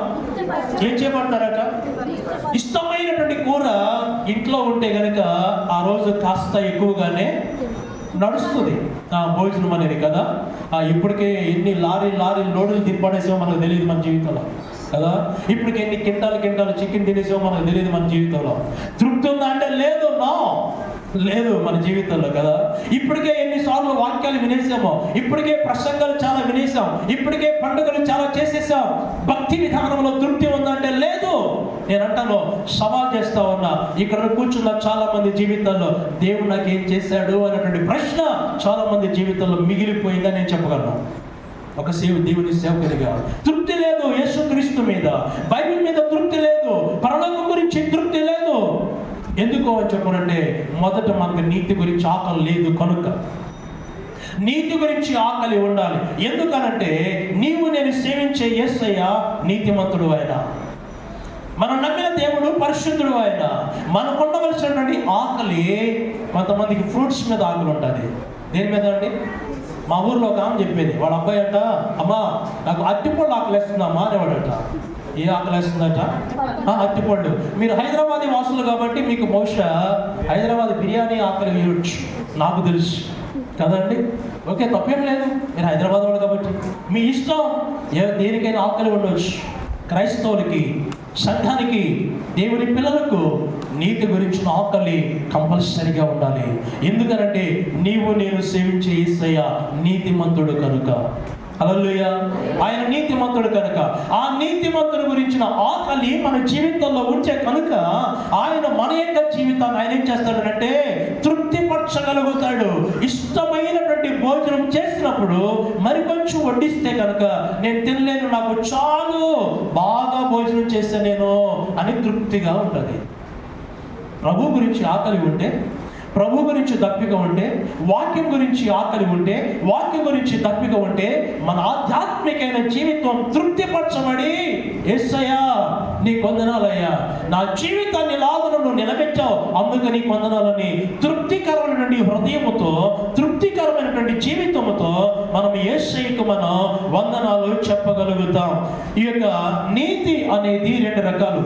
ఏమనుకోవద్దు, కొన్ని సందర్భాల్లో కొన్ని ఇంగ్లీష్ పదాలు నేను మాట్లాడవలసి ఉంటుంది, దయచేసి నన్ను క్షమించండి. సెల్ఫ్ రైచియస్నెస్, అలాగే సేవియర్ రైచియస్నెస్ అనేది రెండు ఉంటుంది. సెల్ఫ్ రైచియస్నెస్ ఏంటంటే మన యొక్క వ్యక్తిగతమైనటువంటి నీతి, స్వనీతి అంటాం దాన్ని. ఏ నీతి? స్వనీతి. మన యొక్క స్వనీతితోనే మన యొక్క జీవితంలో మనం ఏం చేస్తామనంటే తృప్తిపరచబడుతూ ఉంటాం. మనకు కావాల్సింది సెల్ఫ్ రైచియస్నెస్ కాదు, స్వనీతి కాదు, మనకు కావాల్సింది సేవియర్ రైచియస్నెస్, రక్షకుని యొక్క నీతి నీకు నాకు మనందరికి కూడా అవసరం. ఆ యొక్క నీతి అనేది లేకపోతే కనుక మన యొక్క జీవితాలు అనేవి వ్యర్థం. నీతి కొరకు ఆకలి దప్పిక అనేది ఎందుకు ఉండదో నేను మీకు జ్ఞాపకం చేస్తాను. రోమపత్రిక 1వ అధ్యాయము 28, 29 వచనాలు. రోమపత్రిక 1వ అధ్యాయము. మరియు వారు తమ మనసులో దేవునికి చోటియ్యనలేకపోయింది. దేవునికి చోటినిల్లే కనుక చేయరాని కార్యములు చేయుటకు దేవుడు భ్రష్ట మనస్సుకు వారిని అప్పగించను. మీరు చదువుకుంటే గనక ఆ కింద చాలా లిస్ట్ ఉన్నది. ఒక మనిషి యొక్క హృదయంలో భ్రష్ట మనస్సు కనుక ఉంటే, స్వనీతి కనుక ఉంటే, ఆ మనిషి హృదయంలో ఏ లక్షణాలు ఉంటాయో, ఏ విధమైన మనస్సు ఉంటుందో ఆ కింద ఒక పెద్ద లిస్ట్ రాస్తాడు. చదవడానికి కొంచెం త్వరగా కింద వచ్చినాడు. అట్టివారు సమస్తమైన దుర్నీతి చేతను దుష్టత్వము చేతను లోభము చేతను ఈర్ష్య చేతను నిండుకొని మత్సరము నరహత్య కలహము కపటము వైరమును వాటితో నిండిన వారి కొంటెగాండ్రును అపవాదుకులను దేవదూషకులను హింసకులను అహంకారులను బింకములాడు చాలు చాలు చాలు చాలు చాలు. ఇవన్నీ మనిషి యొక్క హృదయంలో ఉంటాయి. ఇవి వెజిటేబుల్ మార్కెట్లో ఉండే కాదు, ఇవన్నీ మాంసం షాపులో ఉండే కాదు, ఇవన్నీ మనిషి యొక్క హృదయంలో ఉంటాయి. ఇప్పుడు అంటే ఒక మనిషి తన యొక్క జీవితంలో దేవుని గురించిన నీతి అనేది లేనప్పుడు, స్వనీతి అనేది ఉన్నప్పుడు ఆ వ్యక్తిని అట్లా దేవుడు ఏం చేస్తాడు అని చెప్పాలంటే ఈ లక్షణాలకు అప్పగించేస్తాడు. అప్పగించినప్పుడు ఏమవుతుందంటే ఆ యొక్క హృదయం నిండుగా ఈ భయంకరమైనటువంటి చీకటి లక్షణాలు, లోక సంబంధ లక్షణాలు, శరీర సంబంధ లక్షణాలు ఆ యొక్క మనుషుల్లో ఉండిపోతాయి. వాళ్ళలోనంట అక్కడ ఒక లక్షణం రాస్తాడు, దేవదూషణ అనేది కూడా ఉందట. ఏముందట నాకు చాలామంది తెలుసు. చాలామంది నోటి మాట 20 సంవత్సరాలు 30 సంవత్సరాలు క్రైస్తవ విశ్వాసులుగా జీవించి ఆ దేవుడు నాకు ఏం చేశాడు అన్నటువంటి వారు చాలామంది ఉన్నారు. ఆ దేవుడు నాకేం, నేను ఒక ప్రశ్న అంటున్నా, ఒకవేళ అలాంటి మనస్సు కలిగిన వాళ్ళు ఉంటే దేవునికి ఏం చేయలేదు, ఓకే, నువ్వు దేవునికి ఏం చేసావు చెప్పగలవు? ఏమన్నా గుండె మీద చేసుకొని నేను దేవుడికి చేయగలగని చెప్పగలవు నువ్వు? ఒకవేళ ఇదే ప్రశ్న సూటిగా దేవుడిని అడిగితే దేవుడు ఖచ్చితంగా చెప్తాడు, కళ్ళల్లో కళ్ళు పెట్టి నీ గుండెల్లో ఆయన కూడా కూర్చొని చెప్తాడు, నీకోసం నేను ప్రాణం పెట్టాను, నీకోసం నా శరీరాన్ని నలగొట్టుకున్నా, నీకోసం నేను హతమైపోయా, నీకోసం ఉమ్మేయించుకున్నా, నేను చాలా భయంకర అవమానాలు భరించా, నువ్వు నా కోసం ఏం చేసావు అని ఏసీ అడిగితే నువ్వేం చెప్పగలవా? చెప్పగలడానికి సామర్థ్యత ఉందా? సమాధానం ఉందా? కాబట్టి తొందరపడి ప్రభువుని దూషించు, తొందరపడి అనేక రీతిలుగా ప్రభువుకి అవమానం కలిగే రీతిగా మాట్లాడవద్దు. కాబట్టి మనం చేయగలిగినటువంటి పని ఏంటి అని చెప్పనంటే నీతి కొరకు కలిగినటువంటి ఆ యొక్క ఆసక్తి, ఆశ మన యొక్క జీవితంలో లేకపోతే కనుక మన జీవితంలో మనం ముందుకు వెళ్ళడం అనేది చాలా కష్టం. కాబట్టి ఈ యొక్క నీతిని గురించినటువంటి ఆసక్తి మన యొక్క జీవితంలో ఖచ్చితంగా ఏం కావాలి అంటే అది మన జీవితంలో కనబడాలి అని చెప్పనండి అంటాడు. మత్తయి సువార్త 5వ అధ్యాయం 20వ వచనం చదవండి. మత్తయి సువార్త 5వ అధ్యాయం 20వ వచనం. మన నీతి కనబడాలి అంటే మన నీతి పెరగాలి. అయ్యా, శాస్త్రుల నీతి కంటేనో పరిశీలన నీతి కంటేనో మీ నీతి అధికము కాని ఎడల మీరు పరలోక రాజ్యంలో ప్రవేశింపనేరని మీతో చెప్పుచున్నాను. చాలు. శాస్త్రుల నీతి కంటేనో పరిశీలన నీతి కంటేనో మీ నీతి అధికము కాని ఎడల మీరు పరలోక రాజ్యానికి వారసులు కారు. ఎందుకు నీతి మీద ఆసక్తి మన యొక్క జీవితంలో ఉండాలి అంటే నీవు నేను ఆరాధించి ఆరాధకుడైన దేవుడు పరలోకంలో ఉన్నాడు. నీవు నేను కూడా ఆయనతో యుగయుగాలు కాపురం చేయవలసిన వారమే ఉన్నాం. ఆయనతో మనం ఉండాలి అని చెప్పారంటే మనం కూడా ఏం కావాలనంటే ఇట్ షుడ్ బి ట్రాన్స్ఫర్మేషన్. మన జీవితంలో ఒక మార్పు అనేది రావాలి. ఆ మార్పు ఎలాగంటే నీతిమంతుల జాబితాలోనికి మార్చబడాలి. ఈ నీతి ఏమంటాడంటే ఈ భూమి మీద జీవించినటువంటి శాస్త్రులు ఉన్నారు, పరిచయులు ఉన్నారు, వారు కూడా నీతిమంతులమే అనుకున్నారు, చలామణి అయిపోయారు. మీ నీతి వారి నీతి కంటే అధికము కాకపోతే మీ పరలోకానికి వెళ్ళరు. మీలో ఎవరైనా ఈ లోకం వరకు ఈ భక్తి చేస్తే చాలే పరలోకానికి వెళ్ళినా వెళ్ళకపోయినా పర్లేదు అనుకునే వాళ్ళు ఉన్నారు? ఎవరైనా? ఎవరు లేదు కదా. అంటే దీన్ని బట్టి మీ అందరికీ పరలోకానికి వెళ్ళాలని ఆశ ఉంది, అంతే కదా. ఒకవేళ నేను వద్దు ఆగండానగా నన్ను కొట్టేస్తాను మీరు కదా, ఇంకొకసారి మరలా మా నందనవనానికి రావద్దు అంటాను నేను. ఎస్, మన యొక్క కనుదృష్టి, మన చూపు, మన యొక్క లక్ష్యం పరలోక రాజ్యానికి చేరాలి.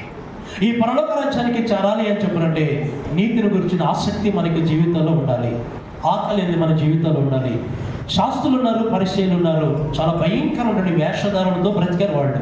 వీళ్ళట సంత వీధుల్లో మార్కెట్లో వాళ్ళ పంచెలు వెడప్పుగా చేసేవాళ్ళట. మార్కెట్ ఆ సంత బజార్లో వందనాలు కోరుకునేవారట.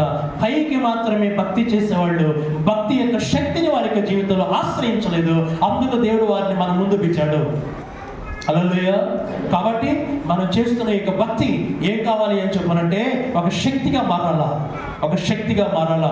మనం భక్తి పరులం అయితే కనుక క్రీస్తును గురించినటువంటి ఆ యొక్క ఆసక్తి మన యొక్క జీవితంలో ఒక తీవ్రమైనటువంటి మంటగా తయారు కావాలా, మంటగా తయారు కావాలా. నేను ప్రభు కోసమే బ్రతకాలా, నేను ప్రభు కోసమే జీవించాలా, నేను ప్రభు కోసమే చనిపోవాలి అన్నటువంటి ఒక భయంకరమైనటువంటి తీవ్రమైనటువంటి మంట మన జీవితంలో ఉండాలి. కాబట్టి ఇప్పుడు మన యొక్క నీతి ఏమయ్యి ఉండొచ్చు అని చెప్పనంటే బైబిల్ గ్రంథం ప్రకారంగా మన యొక్క నీతి అనేది ఏమంటాడు అంటే పైకి కనబడాలి అని చెప్పనంటాడు. మన యొక్క నీతి కూడా ఏమైంది అంటాడంటే మనుషుల యొక్క నీతి మురికి గుడ్డల వంటిది అంటాడు. ఎలాంటిది అంటాడండి? మనం సంబరపడే నీతి.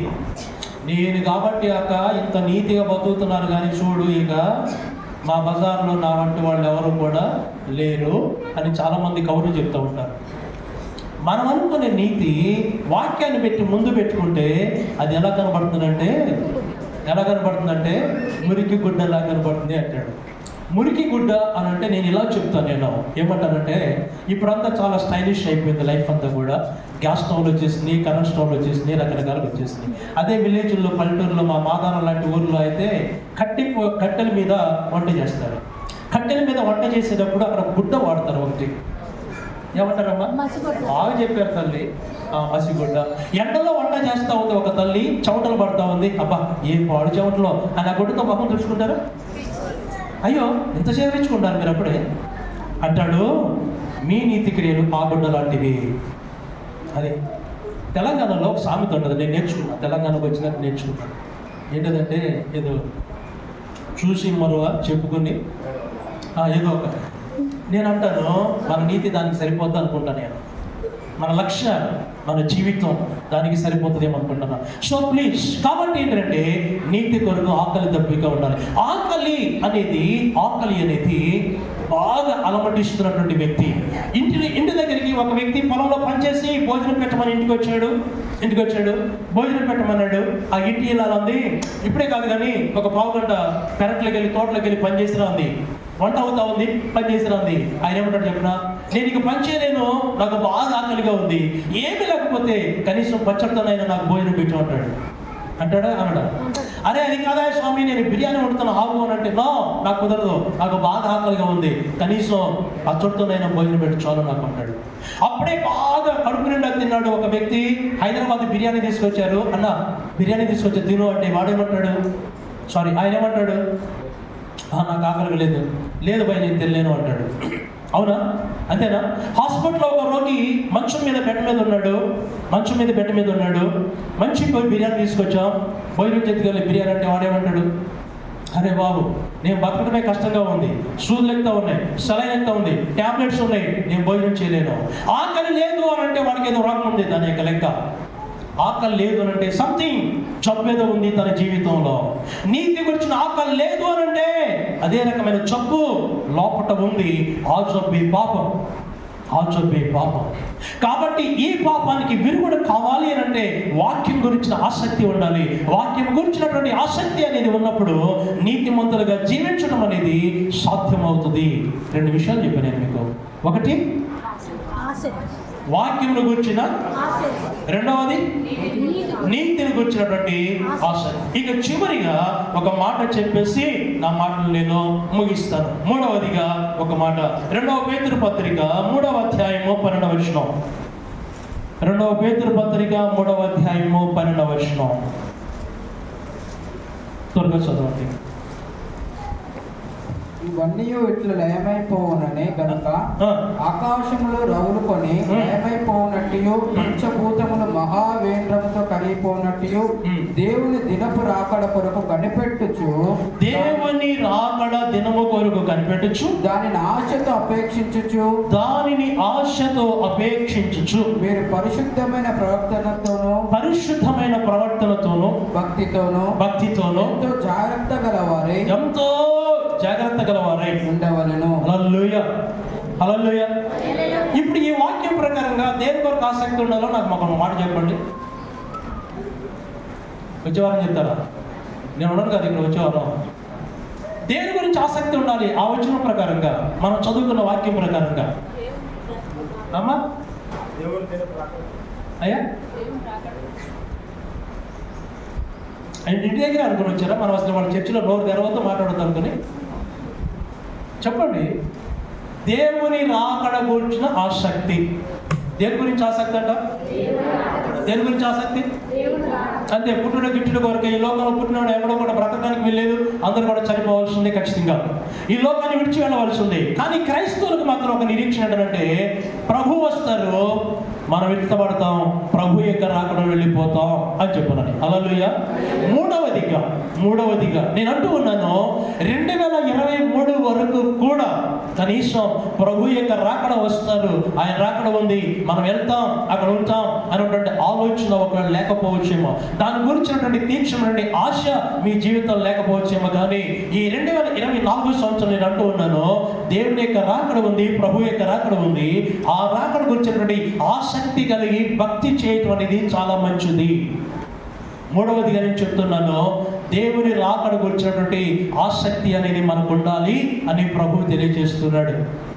ఒక భార్యాభర్తలు ప్రభువు నమ్ముకున్నారు, ఇద్దరు కూడా రెగ్యులర్గా మీకులాగా చాలా చర్చికి మంచిగా భక్తిగా వెళ్తూ ఉంటారట. ఒకరోజు భర్త, నాకు పొలంలో పనుంది అమ్మాయి, నేను ఈరోజు చర్చికి రాలేను, నువ్వు వెళ్ళానట ఆయన. ఆమె చర్చికి వెళ్ళింది, తర్వాత వచ్చేసింది. సాయంత్రం ఇద్దరు కూడా కలుసుకున్నారు. భోజనం చేసే సమయంలో భర్త అడిగాడు, అమ్మాయి ఈరోజు చర్చికి వెళ్ళాం కదా అయ్యగారు, ఏం చెప్పారంటే, బావా అసలు ఇవాళ మంచి వాక్యం చెప్పారు అయ్యగారు. అరే ఏం వాక్యం చెప్పారు చెప్పండి, అసలు నువ్వు వస్తే బాగుండేది, అంత బాగా మంచి వాక్యం చెప్పారా అన్నట్టు ఆవిడ. అరే అది కాదు తల్లి, ఏం చెప్పారనంటే యేసయ్య రాకడ గురించి చెప్పారు. అదేంటి అన్నాడట ఆయన. ఏమన్నాడు? అదేంటిది అన్నాడట. అంటే ఆయనకి తెలియదు యేసయ్య రాకడ అంటే ఏంటో కూడా తెలియదు ఆయనకి అని. అంటే అప్పుడు మళ్ళీ ఆమె చరిత్ర చెప్పిందంట. ఏమని? యేసయ్య మళ్ళీ వస్తాడట, మనం తీసుకెళ్ళిపోతాడట, ఇవన్నీ మనం అక్కడే ఉంటామంటే ఇక రాకుంటే ఇక భూములు పొలాలు అరకలు ఇద్దరు ఆవులు ఏమి లేవు అని చెప్పిందట.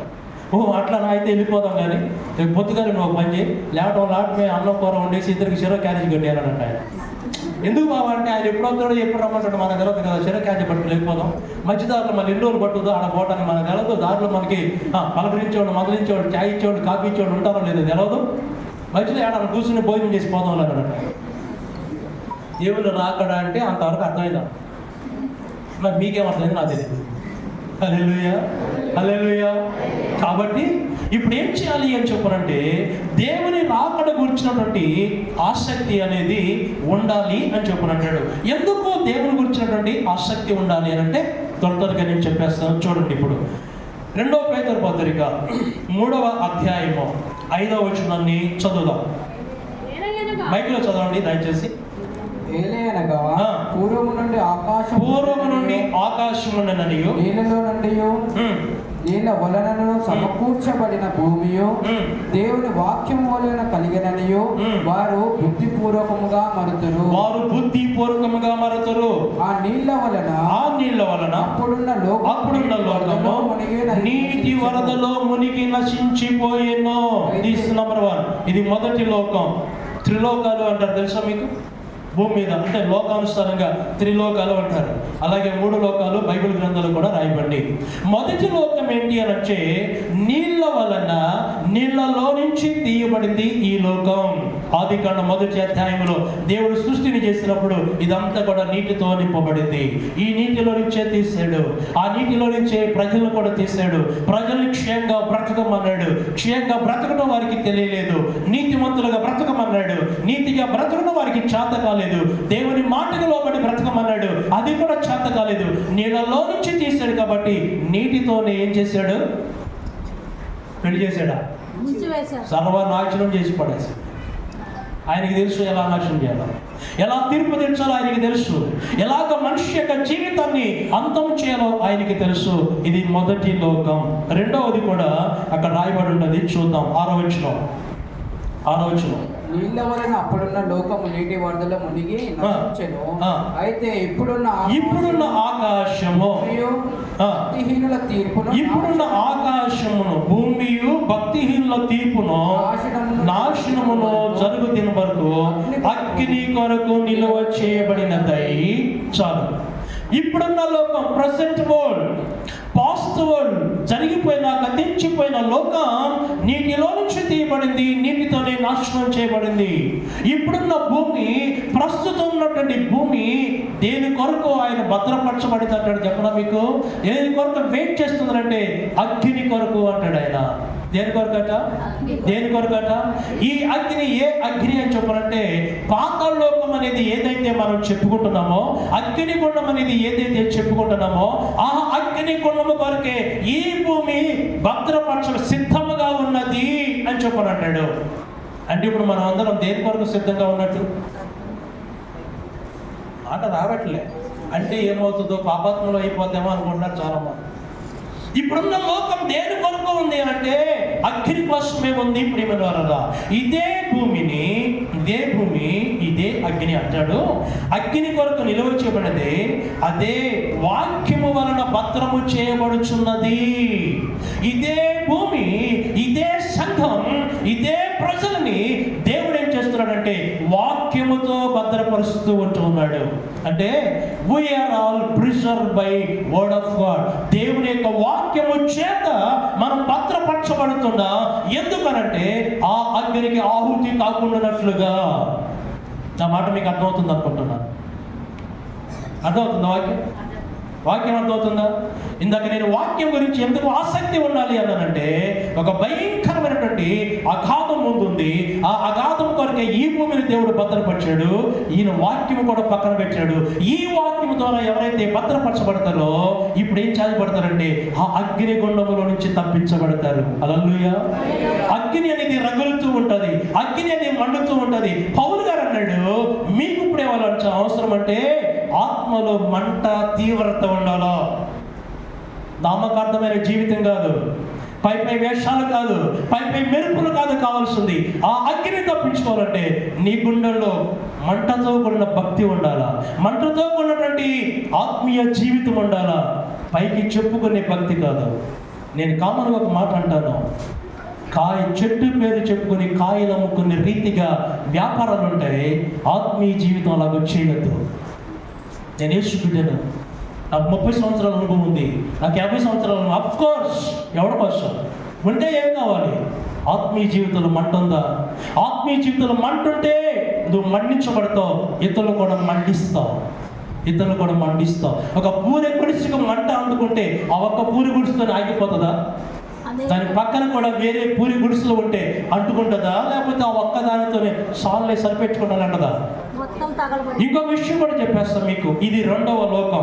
3వ లోకం ఉంది అక్కడ. 3వ లోకం 13వ వచనం త్వరగా.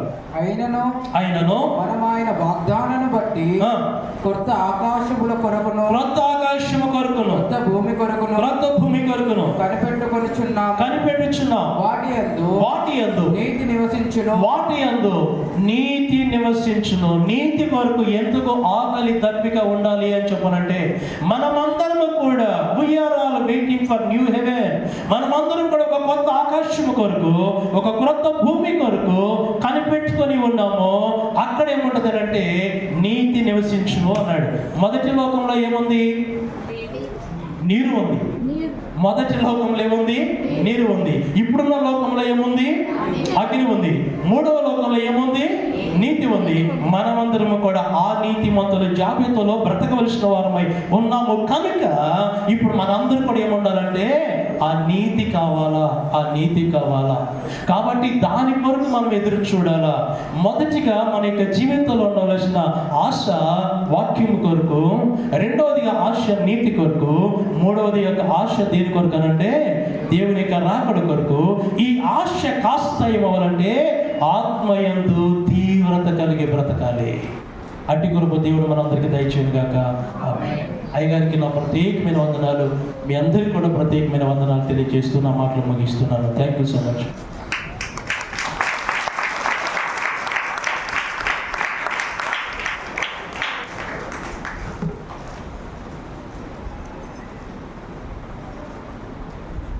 దేని మీద ఆసక్తి ఉండాలి?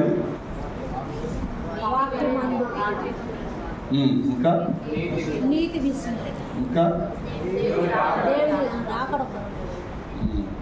ఇంకా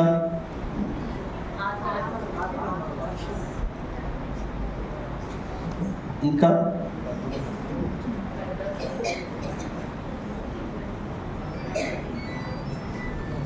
ఆశ అయితే ఉంది కానీ అందుకోలేకపోతున్నాం అవునా?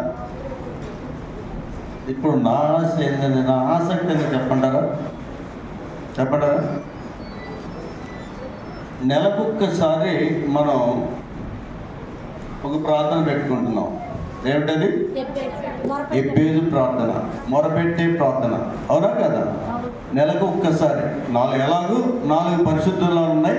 ఒక ప్రత్యేకమైన రీతిలో దేవుడు దర్శనమిచ్చి ఏం చేశాడు? సహవాసానికి ముందు రోజు అంటే నిన్నటి దినాన ఏమిచ్చాడు? ఎబ్బేజు ప్రార్థన, మొరపెట్టే ప్రార్థన ఇచ్చాడు. అవునా? ఆ ప్రార్థన స్టార్ట్ చేసిన తర్వాత మన యొక్క సరిహద్దులన్నింటినీ కూడా విశాలపరుస్తూ సింగరేణి కాలించి నందనవనం, నందనవనం నుంచి మాదారం నుంచి తెల్లదారుపల్లి తీసుకెళ్ళాడు. ఓకేనా? ఎలా తీసుకెళ్ళాడు? ఎట్లా తీసుకెళ్ళాడు చూడండి. 1వ దినవృత్తాంతములు 4వ అధ్యాయం 9-10 వచనాలు కనుక మనం చూసినట్లయితే ఏం కనిపిస్తుంది అక్కడ?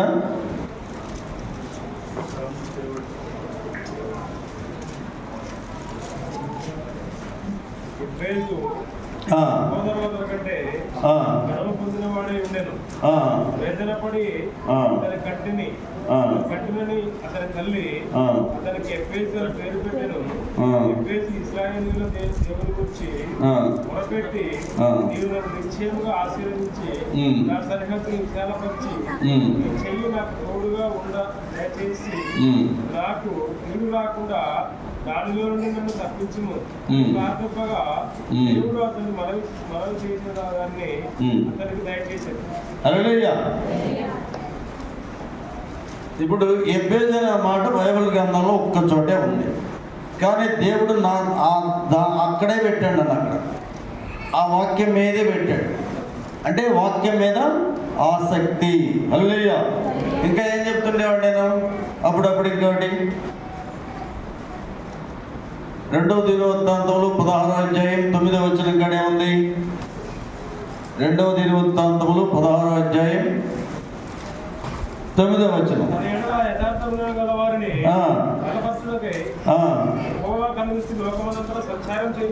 హల్లెలూయా. ఏముండాలి? ఇందాక ఏం చెప్పాడు పాస్ గారు? వాక్యం మీద ఆసక్తి ఉండాలి. తన ఎడల యథార్థముదేమ కలవారిని బలపరచుటకై యెహోవా కనుదృష్టి లోకమంతటా సంచారము చేయుచున్నది. ఎవరిని బలపరుస్తాడు? ఎవరిని ఆశీర్దిస్తాడు? యథార్థముదేమ కలవారిని. ఏ యథార్థం? నగరాశి కబులు చెప్పేవాళ్ళ కాదు. ఎవరిని? దేవుని ఎదుట యథార్థముదేమ కలవారిని బలపరుస్తాడు. హల్లెలూయా. అవునా? ఓకే. అవునా? ఇప్పుడు ఇందాక మనం ఎబ్బేజు గురించి ఏం మాట్లాడాం? ఎబ్బేజు ఏం చేసినట్ట? తన సహోదరుల కంటే ఘనము పొందిన వాడు అయి ఉండెను. వేదన పడి ఇతని కంటిని అతని తల్లి అతనికి ఎబ్బేజు అని పేరు పెట్టెను. ఎబ్బేజు అంటే ఏమంట? కష్టాన్ని కలుగు చేసేవాడు, వేదన కలుగు చేశాడు, బాధను కలుగు చేసేవాడు. ఎందుకంటే ఆ తల్లి పాపం ఎంతమందిని కందో తెలియదు, కానీ ఆ లాస్ట్లో ఈ క్యాండిడేట్ని కనేటప్పుడు ఏమైంది? ఇక బతుకుతాను చస్తాను అన్నట్టుగా అంత బాధను అనుభవించింది. ఆ తర్వాత అతను పుట్టాడు. అయితే ఆ తర్వాత పుట్టిన తర్వాత ఏం చేశాడు? ఏం చేశాడు? దేవుణ్ణి సంతోషపెట్టాడు. హల్లెలూయా. దేవుని నేను పుట్టానంటే, నేను బతికి బట్టగట్టి అమ్మ కడుపుల నుంచి బయటకు వచ్చి నేను బట్ట కట్టుకున్నానంటే కేవలం దేవుని కృప మాత్రమే. హల్లెలూయా. నేను భూమి మీదకి వచ్చానంటే దేవుని కృపే అని చెప్పేసి దేవుని ఏం చేశాడంటే దేవుని అందరి భయభక్తులు కలిగి జీవించి ఏం చేశాడు? దేవుణ్ణి సంతోషపెట్టాడు. జాగ్రత్తగా గమనించండి. పుట్టినప్పుడే తల్లిని కష్టపెట్టాడు, బాధ పెట్టాడు. కానీ పెద్దవాడైన తర్వాత ఏం చేశాడు? దేవుణ్ణి సంతోషపెట్టాడు. హల్లెలూయా. ప్రతి ఒక్కరు గుర్తుపెట్టుకోండి, ఎబ్బేజు ప్రార్థన దేవుడు ఎక్కడ ఎవరు కూడా చేయటం లేదు. నాకు తెలిసినంత వరకు ఎవరు ఏ పాస్టర్ కూడా ఈ ఎబ్బేజు ప్రార్థన అనేది మొదలుపెట్టినటువంటి దాఖలాలు అవపట్టం లేదు. ఆ శనివారం నాడు కూడా కొంతమంది సిద్ధపాటు దినం అయితే ఆ రోజున ఫంక్షన్లు చేసుకుంటున్నారు, ఆ రోజున మీటింగ్లు పెట్టి రోజు భోజనాలు పెట్టుకున్నారు. కానీ మన యొక్క బేతేలు సహవాసంలో ఏముంటుంది సిద్ధపాటు దినమని ఉంటుంది, ప్రత్యేకంగా ఉండే దినం ఉంటుంది. ఇంకా సహవాసానికి ముందైతే 3 రోజులు ముందుగా పరిశుద్ధంగా ఉండాలి, పరిశుద్ధత తీసుకోవాలని చెప్పేసి మన యొక్క నిబంధనలు ఉన్నాయి. ఓకేనా? చూడండి, ఇక్కడ ఇతను ఏం చేశాడు, దేవుణ్ణి సంతోషపెట్టాడు. ఇప్పుడు మనకి ఏం ఆసక్తి ఉండాలి? ఇందాక అయ్యగారు ఏం చెప్పాడు? 3 రకాలు చెప్పాడు. ఏమన్నారు మీరు? వాక్యం మీద ఆసక్తి, ఇంకా రాకడ కోసం ఆసక్తి. ఇప్పుడు నేనేం చెప్తున్నాను, ఏ ఆసక్తి ఉండాలంటాను ఇప్పుడు మనకి? దేవుణ్ణి సంతోషపెట్టాలని ఆసక్తి ఉండాలి. ఎవరు దేవుణ్ణి సంతోషపెట్టారంటే మనిషిలాగా పుట్టి దేవుడయ్యుండు కూడా మానవుడిగా పుట్టినటువంటి దైవ కుమారుడైనటువంటి యేసయ్య మరి గర్భంలో జన్మించాడు. యేసయ్య దేవుణ్ణి సంతోషపెట్టాడు. హల్లెలూయా! ఎలా సంతోషపెట్టాడు? భూమి మీదటువంటి మానవులో ఎవరు కూడా నాశనం కావడం ఇష్టం లేదు దేవునికి. ఆయన సృష్టించిన బిడ్డలు ఎవరు నాశనం కావడం ఇష్టం లేదు. ఆయన సృష్టించిన బిడ్డలు ఎవరు నరకానికి వెళ్ళటం తండ్రి అయిన దేవునికి ఇష్టం లేదు. ఆయన ఇష్టంగా భావించి యేసయ్య ఏం చేశాడు? అందరి కోసం, అందరి పాపాల కోసం రక్తం కాచి ప్రాణాన్ని పెట్టాడు. హల్లెలూయా! మనందరినీ కూడా నరక బాధ నుంచి తప్పించడానికి ఆయన రక్తాన్ని కాచి ప్రాణాన్ని పెట్టాడు. అవునా? అప్పుడు దేవుడు ఏం చేశాడు? సంతోషించాడు. ఆయన చనిపోయి సమాధిలో పెట్టిన తర్వాత తిరిగి లేపబడ్డాడు. హల్లెలూయా! అవునా? దేవుడు సంతోషి పెట్టాడు కనుకనే ఆ కుమారుడు ఏమయ్యాడు? మరి కుమారుడు ఏమయ్యాడు? సమాధి చేయబడి తిరిగి లేపబడి పరలోక రాజ్యంలో తండ్రి యొక్క కుడి పార్శ్వాన కూర్చొని ఉన్నాడు. హల్లెలూయా! ఇప్పుడు మనము కూడా చనిపోయిన తర్వాత చనిపోతూ ఉంటామా? బొందలో పెడతారా లేదా? మట్టికి పోతామా లేదా? గ్యారంటీ కదా ఇవన్నీ. మనం చనిపోయి తిరిగి లేపబడాలి. ఆ గ్యారంటీ కావాలంటే ఏం చేయాలి? నీవు బతికి ఉండగా ఎన్ని రోజులు బతుకుతావో, ఎన్ని సంవత్సరాలు బతుకుతావో తెలియదు, కానీ నువ్వు బ్రతికి ఉండగా ఇప్పటి నుంచి, ఈ క్షణం నుంచి దేవుణ్ణి సంతోషపెట్టాలని ఒకే ఒక ఆసక్తి కలిగి నువ్వు జీవించినట్లయితే పరలోక రాజ్యంలో ఉంటావు. హల్లెలూయా! జాగ్రత్త గుర్తుపెట్టుకోండి అమ్మా, ప్రతి ఒక్కరు పెట్టుకోండి. యవనస్తులు కానీ, పెద్దవాళ్ళు కానీ, పిల్లలు కానీ, పురుషులు కానీ, స్త్రీలు కానీ గుర్తుపెట్టుకోండి. దేవుడిని సంతోషపెట్టాలని ఆసక్తి కనుక నీకు కనుకుంటే నీ ప్రార్థన దేవుడు అంగీకరిస్తాడు. ఇదిగో ఇక్కడ ఎబ్బేసు దేవుడిని సంతోషపెట్టాడు కనుక ఆ ఆసక్తి దేవుని ఆసక్తి తనకు ఉంది కనుక దేవుడు సంతోషపెట్టాడు. అతను అడిగాడు, అతను దేవుని సన్నిధిలో మొరపెట్టి అడిగాడు, నీవు నన్ను నిశ్చయముగా ఆశీర్వదించు, నా సరిహద్దులు విశాలవచ్చు, నీ చేయి నాకు తోడుకుండా దయచేసి దానిలోంచి ఏ చెడు రాకుండా తప్పించమని చెప్పేసి దేవుని సన్నిధిలో ఆ యొక్క వ్యక్తి, దేవుని సంతోషపెట్టిన వ్యక్తి ఆ విధంగా కన్నీటితో ప్రార్థన చేస్తే దేవుడు ఆ ప్రార్థన ఆలకించి 4 విధాలు అడిగితే 4 విధాలుగా దయచేశాడంట. హల్లెలూయా!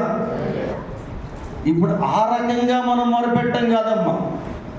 ఆయనకి ఏం చేయాలి? ఈ లోక సంబంధంగా సరిహద్దుల విషయాలపై ఆయన ఆశీర్వదించాడు. అస్తైతో ఆశీర్వదించాడు, సరిహద్దులు విశాలపరిచాడు, ఏ కీడు రాకుండా ఆయన్ని తప్పించాడు, ఆయన తోడుగా ఉండాలని ఆయనకి తప్పించాడు. ఓకే, కానీ మనం ఇప్పుడు వాటి కోసం కాదు. ఈ లోకంలో మీకు శ్రమలు కలుగును, ఆయనను ధైర్యంగా ఉండండి అంటున్నాడు. అయితే మనకేంటి ఆశీర్వాదం? ఆయన ఏమో పాత నిబంధన ప్రకారం ఈ లోక సంబంధమైనటువంటి కంటికి కనిపించేటువంటి ఆశీర్వాదాలు, కానీ మనకు కావాల్సింది ఆశీర్వాదాలు పరలోకపు ఆశీర్వాదాలు, పరలోకపు బహుమానాలు. జాగ్రత్త గమనించండి. ఈ లోక సంబంధంగా ఇల్లు కట్టుకోవటము, బంగారాలు సంపాదించుకోవటము, లేకపోతే ఒక ఎమ్మెల్యేని ఎంపీలుగా గెలవటము, కోట్లాది కోట్లు సంపాదించుకోవటం అనేది ఆశీర్వాదం కానే కాదు. గుర్తుపెట్టుకోండి, అది ఆశీర్వాదం ఉంటే నువ్వు శరీర సంబంధమే, లోక సంబంధమే. అయ్యేది ఆశీర్వాదం ఏంటి? ఉన్నాడు కదా, మనకు తెలుసు కదా బైబిల్లో. పేదవాడైనటువంటి లాజరు, ధనవంతుడైనటువంటి వ్యక్తి, వాళ్ళిద్దరు మనం చూస్తాం కదా. ఆ పేదవాడు ఏం చేశాడు? ఆ ధనవంతుడి ఇంటికాడుండి ఆయన రొట్టె మీద పడి, బల్ల మీద పడినటువంటి రొట్టె ముక్కలు ఏరుకొని తిని దైవ భయము కలిగి జీవించాడు. ఎట్టి పరిస్థితుల్లో తప్పు చేయకుండా, అబద్ధాలు ఆడకుండా, పడవేసినటువంటి ఏదైనా మొక్క, రాలిపోయినటువంటి మొక్కలు తిని పొట్ట నింపుకున్నాడు, చనిపోయాడు. కానీ ఎక్కడికి వెళ్ళాడు? పరలోకానికి వెళ్ళాడు. అబ్రాహామును ఆనుకోవడానికి వెళ్ళాడు. జాగ్రత్తగా గమనించండి. ఈ ధనవంతుడు, చెక్కులు తిప్పుకుని ధనవంతుడు ఎక్కడికి వెళ్ళాడు? పాతాళానికి వెళ్ళాడు. ఇప్పుడు మనం ఏం కావాలి? ఆ ధనవంతుడిలాగా ఉండాలా?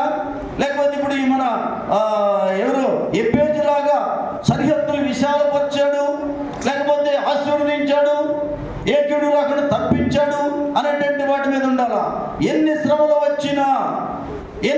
వచ్చినా అడుగు పోలంటాడు, నా మట్టుకైతే బ్రతుకుడికి ఇస్తూ సావు అయితే లాభం అన్నాడు. ఆ స్థాయిలో మనం ఉండాలి. ఆ ఆసక్తి మనకి కావాలి.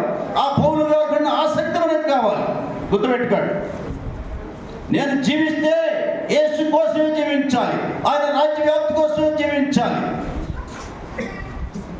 ఇవాళ ఇందాక మనం 4 బాప్తిసం ఇస్తున్నాము చెప్పాను, కానీ ఒక అమ్మాయి రావట్లేదు. నేను నీళ్ళలో అక్కడే ఉన్నాను. ఎందుకు ఆ అమ్మాయి రాలేదని కొంచెం గదివాను, కానీ అమ్మాయి తర్వాత వచ్చింది. ఎందుకు అంతసేపు ఉన్నాను చెప్పండి? ఒక ఆత్మని సంపాదించిన ఆసక్తి. ఒక ఆత్మ రక్షింపబడితే పరలోకంలో దేవదూతలు నాట్యాలు ఆడతాయి. హల్లెలూయా. జాగ్రత్తగా గమనించండి. ఓర్పు, సహనము, దీర్ఘశాంతము మనకు కావాలి. అవి లేకపోతే మనము పరలోక రాజ్యానికి వెళ్ళలేము. ఓకేనా? ఆసక్తి కావాలి. దేవుణ్ణి సంతోష పెట్టాలన్నటువంటి ఆసక్తి కావాలి. నేను ఏ విషయంలో ఇంకా దేవునికి కోపం తెప్పిస్తున్నాను?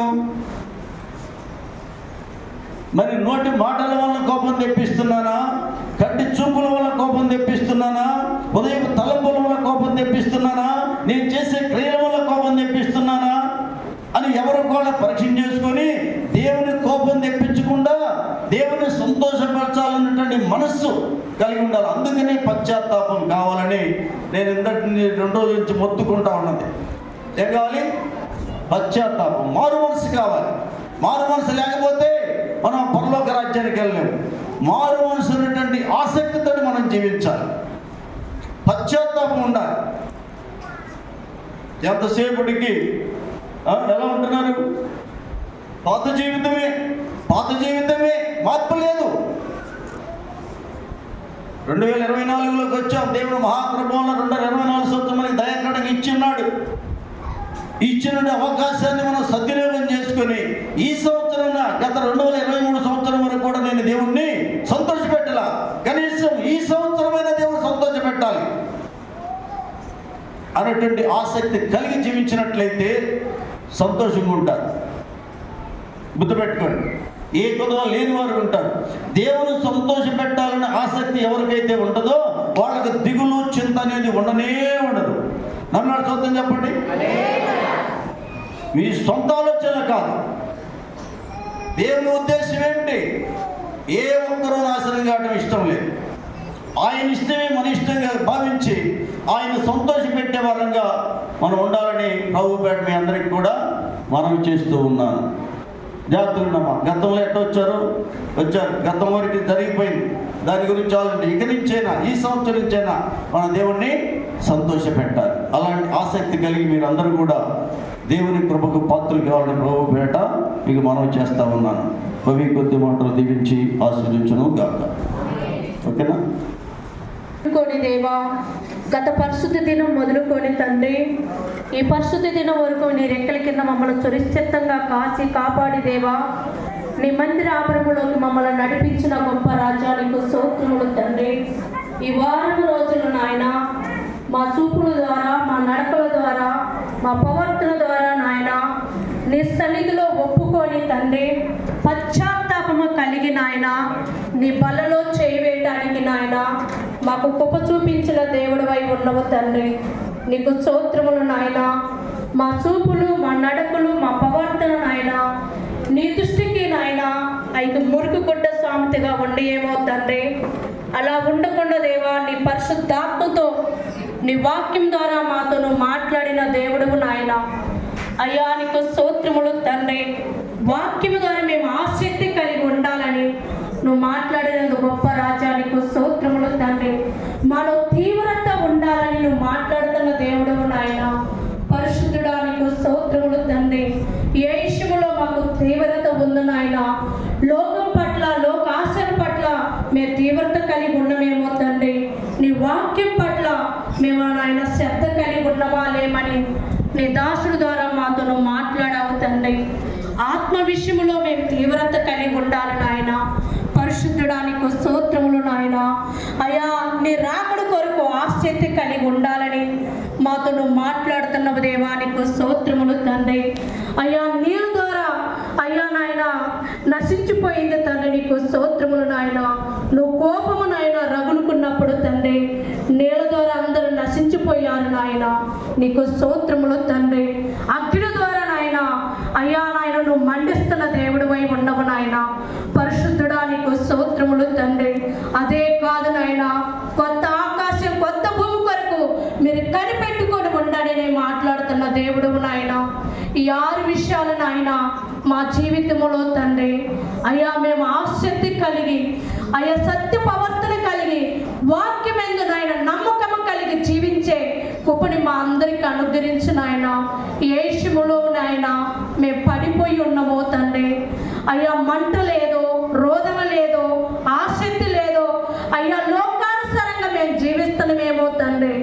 అందుకే నీ దాసుడు ద్వారా ముఖాముఖిగా నాతో మాతో నువ్వు మాట్లాడిన దేవుడు నాయన. రాకడ గురించి నువ్వు మాట్లాడిన దేవుడు నాయన. పరిశుద్ధుడా నీకు స్తోత్రములు తండ్రి. నీ కొరకు మేము కనిపెట్టాలి నాయన, నీ రాకడ కొరకు మేము కనిపెట్టాలయ్యా. ఆ నిత్య సంతోషములో మేము ఉండాలని నాయన ఒక తీర్మానం, ఒక గురి, ఒక గమ్యం మేము చేరేంతవరకు నాయన నీ కొరకు మేము కనిపెట్టి నాయన ఓపిక కలిగి సహనము కలిగి దీర్ఘశాంతము కలిగి జీవించే ఆ గొప్ప వరాన్ని మాకు అనుగ్రహించు తండ్రి, నీకు స్తోత్రములు తండ్రి. పరిశుద్ధుడా నీకు వందనాలు, స్తోత్రములు నాయన. ఎబ్బేసును మా ముందు ఉంచావు నాయన. ఎబ్బేసు అయితే లోకానుసారంగా ఆశీర్వదించబడ్డాడే కానీ తండ్రి ఆత్మానుసారంగా మేము ఆశీర్వదించబడాలని నాయన. అయ్యా నీ యందు ఆసక్తి కలిగి మేము జీవించుటకు నీ కృప తోడుగుంచు నాయన. యథార్థముగా మేము జీవించినప్పుడు నాయన యథార్థవంతుడికి ఏ మేలు చేయక మాననని నీ వాక్యం చెలవిస్తున్న తండ్రి. పరిశుద్ధుడా 4 విషయాలు ఎద్దే జరిగినప్పుడు 4 విషయాలు పొందుకున్నాడు నాయన. పరిశుద్ధాత్మ దేవానికి స్తోత్రములు తండ్రి. నీ దాసుడు చెప్పిన మాటలు కానీ తండ్రి అయ్యా నాయన మాలో తండ్రి ఎన్నోసార్లు నాయన ఎబ్బేసి గురించి మేము విన్నాము నాయన. పదే మాకు హెచ్చరిస్తున్నామంటే తండ్రి మేము యథార్థముగా జీవించటం లేదేమో తండ్రి, సత్య ప్రవర్తనతో మేము జీవించటం లేదేమో నాయన, లోకానుసారంగా మేము జీవిస్తున్నామేమో తండ్రి, లోక పాలముతో మేము అంటుకట్టుబడి ఉన్నమేమో తండ్రి, లోకాన్ని మేము దేశించేవారిగా నాయన, నీలో మేము అంటుకట్టుబడి ఫలించేవారిగా నాయన ఉండటానికి నీ కృప మాకు తోడుగుంచు నాయన. నీ దాసులు చెప్పిన ప్రతి మాట నాయన అది దుష్టుడు వెతకేయకుండా మరుదీయం అనే పలక మీద రాసుకొని దాన్ని జిన్నమెల్లా మేము ధ్యానించుటకు మా నొదుటికి బాసిక విందులాగా కట్టుకోవడానికి మా హృదయం అనే పలక మీద రాసుకొని నాయన అది పదే నాయన నెమిరి వేసుకోవడానికి నీ కృప మాకు తోడుగుంచు దేవానికి స్తోత్రములు తండ్రి. పాటల్లో నువ్వు తోడుగున్నవు నాయన, వాక్యములో తోడుగున్నవు నాయన. ఇంకా నాయన జరగబోయే ప్రతి కార్యక్రమంలో తండ్రి నువ్వు తోడుగుండి నీ నామాన్ని మహింపరచుకోమని యేసు పరిశుద్ధ నామములో అడిగి వేడుకొని ప్రార్థిస్తున్నాము తండ్రి.